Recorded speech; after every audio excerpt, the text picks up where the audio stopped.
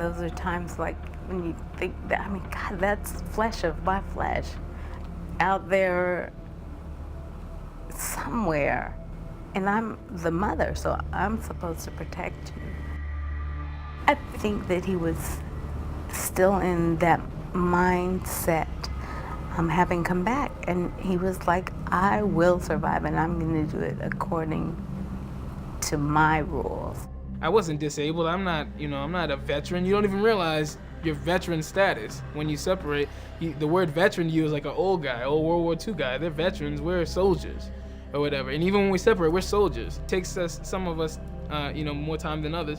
But the vast majority of us, sooner or later, will realize that we have some issues are a little different than before, and we may want to get it looked at. So then we go to the VA, but it takes us time sometimes.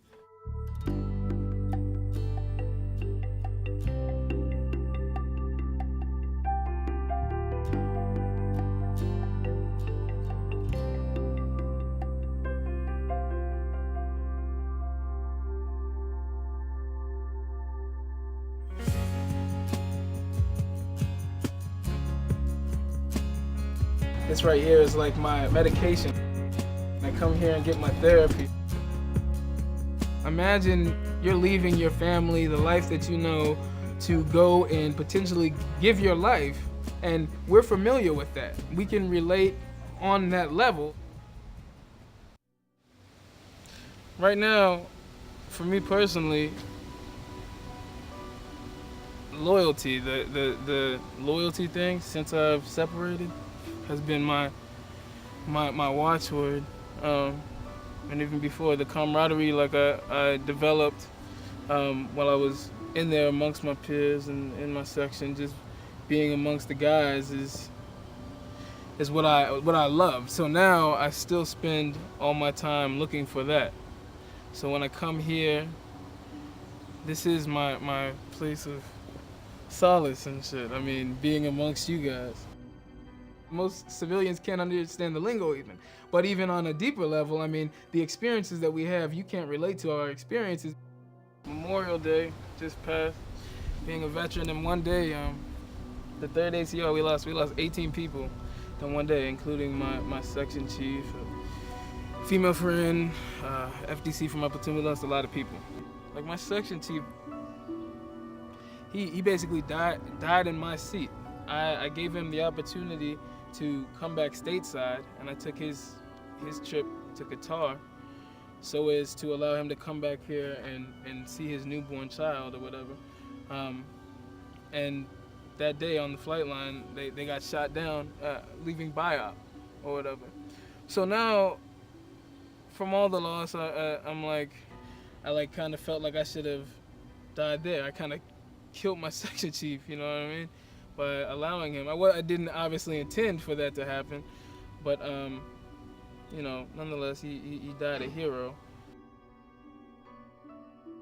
There's very little time to mourn, so because of that, for the rest of our lives, we're spent mourning.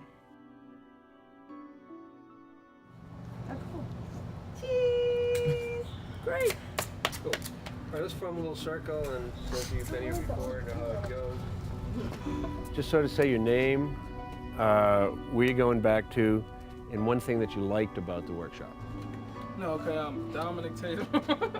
I'm on my way back to Washington, D.C. The only time I feel like I'm at home is when I'm amongst my fellow vets, and this is one of the primary places that I go to find that. So, I appreciate each and every one of you. Those of you who know me, good to see you again. Obviously, always a pleasure to be in your presence. And those of you who are new, hopefully, I want to, we can stay amongst, my days of my bus stop living and things of the such. One of the things that I was doing was utilizing my vet center, my local vet center, in Alexandria, Virginia, just outside of Washington, D.C., and had heard about a GWAT position, Global War and Terrorism Outreach Specialist, which is what I currently do now. And I applied for that position, and obviously I got the position because I'm doing it now. A lot's been happening since I've been back. Initially, everything wasn't going the best, but think I've done a decent job of recovering. Yeah, man. Good morning. Basically, it's my position to go and outreach and inform the community as to what is available to them as far as the vet center goes. I also go and attempt to obviously find soldiers and veterans and let them know. I saw that they were very helpful to me, and I figured that if they were that helpful to me, and some of them are, the majority of them aren't Iraq, Afghanistan veterans, I felt like a lot of us Iraq and Afghanistan veterans we're hard-headed, and we only like to listen to those who are familiar with what we've been through, because you guys are our Joes are the only ones who can understand what we've been through. So I figured that I would make myself a face that they could talk to.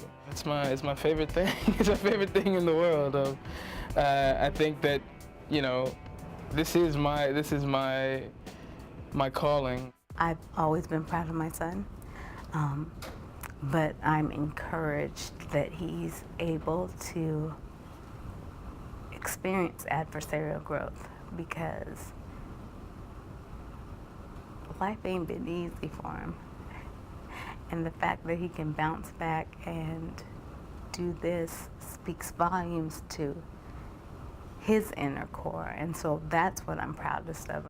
Everything I do is pro-veteran just because of the fact that I feel like I owe them. And as long as I maximize my potential in that direction, maybe I'm living a life worth living.